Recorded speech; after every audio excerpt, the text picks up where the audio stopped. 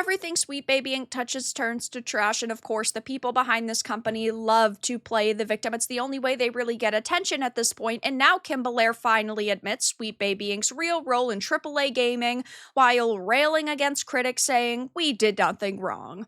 I have a few different things to show off, but before I get into the topic, if you enjoy the content I create, check out the links in the description, join the community in my live streams, and consider supporting through Patreon or YouTube memberships. Now, there is never going to be a time where I personally am going to sit here and give Sweet Baby Inc. praise unless they come to their senses and say, "We're shuttering our studio," because they have never provided anything good to the space. They basically just insert their own propaganda into products. From what we understand, though, Kim Belair saying, "You guys are completely wrong," and the lie detector has determined that's a lie. Though in a surprisingly candid new interview, the CEO, Kim Belair, has admitted her company played a much deeper role in crafting the narratives of major AAA video games than previously acknowledged, while also dismissing critics as being against progress.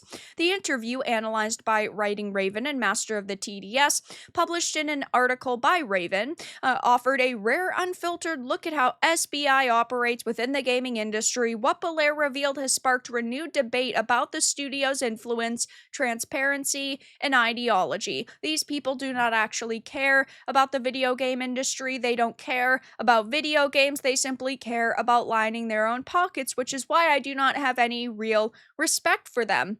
These people do not actually want to have to explain themselves to their critics in a meaningful way. They don't want to have a discussion. They simply want to yell into the void and have individuals within the mainstream industry come running to defend them and saying these poor, poor innocents, those toxic gamers, are attacking them yet again. So for years, SBI has maintained that it functions as a narrative consultancy group, a company that advises studios on inclusive storytelling. But in the late August 2025 discussion, Belair described her team's direct creative involvement in games like Spider-Man 2 and Alan Wake 2 as something that goes far beyond simple narrative consultation. According to her, her staff worked on the narrative beats and character work for both projects, including key storylines involving Kraven and Harry Osborn.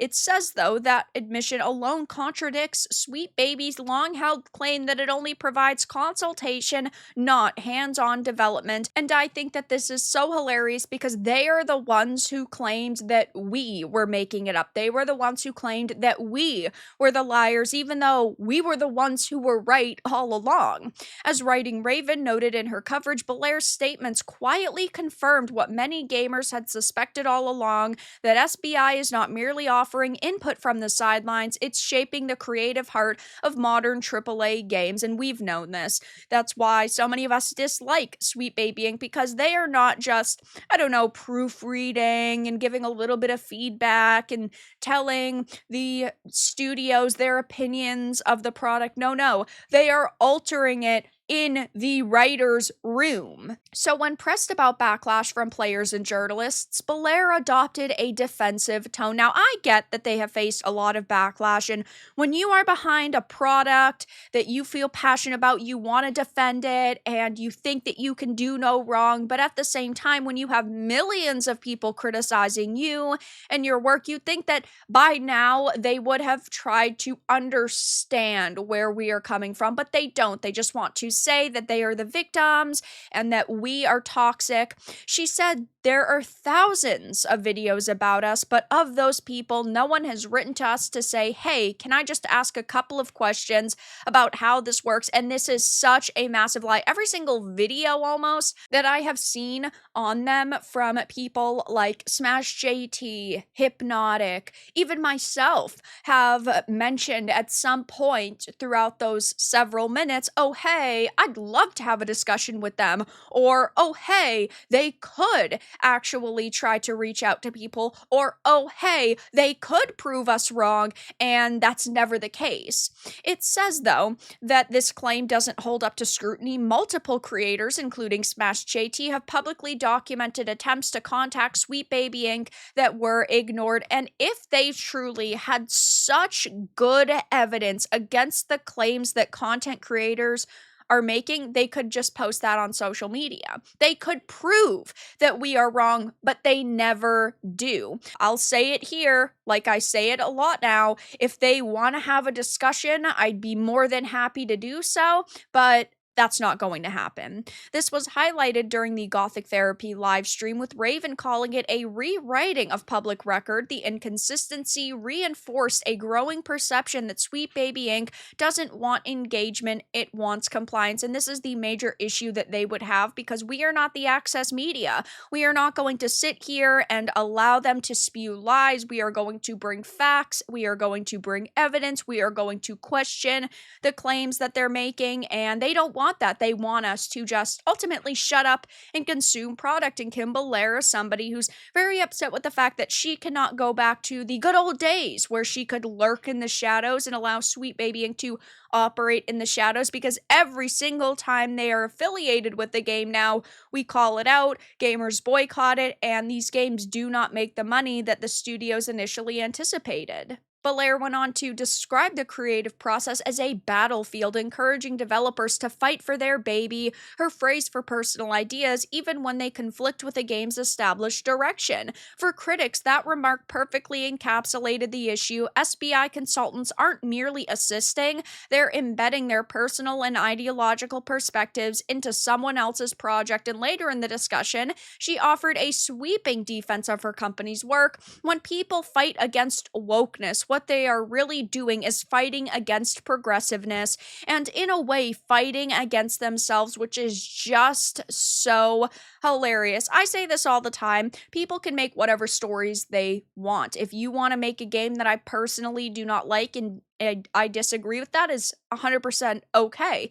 The Sweet Baby Inks can exist, the Black Girl Gamers can exist, and games like Suicide Squad Kill the Justice League, Concord, Flintlock the Siege of Dawn, the list goes on and on. It is 100% okay for you to want to make those products, the same way that it is perfectly fine for people to want to boycott them. Sometimes people do not want change, and in the video game industry, when it comes to our entertainment, the change that has been made has not been profitable, and companies should first and foremost want to make money, but people do not want propaganda. Video games should not be used as a vessel for propaganda, for you to push your political beliefs, but that happens time and time and time again with these people. And the statement, equal parts defiant and dismissive, quickly made its way around social media, further fueling debate about the ideological slant of Belair and SBI. We did nothing wrong, she insisted.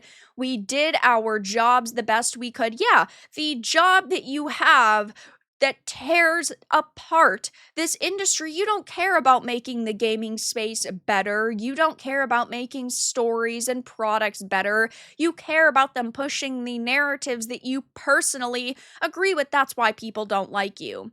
What Belair didn't mention may be just as telling. She never once acknowledged the incident that sparked the backlash against her company, the conduct of former employee Chris Kindred, whose inflammatory social media posts and attempts to get Brutus kicked off Steam brought Sweet Baby Inc. into the public spotlight. By leaving this out, Belair presented her company as a misunderstood victim rather than a participant in controversy, and I would love to get Kim Belair sitting down in a multi-hour stream, going down the Sweet Baby Inc. timeline, giving all of the information at once. I don't care if it's 5 hours or 6 hours long, incident by incident by incident, and then getting her opinion on each and every one. But we know that that is not going to happen because, again, I'm not the access media, so she cannot sit here and lie. I would call her out on her false statements, and that is why she doesn't want to have a discussion, and of course why she doesn't want to present the truth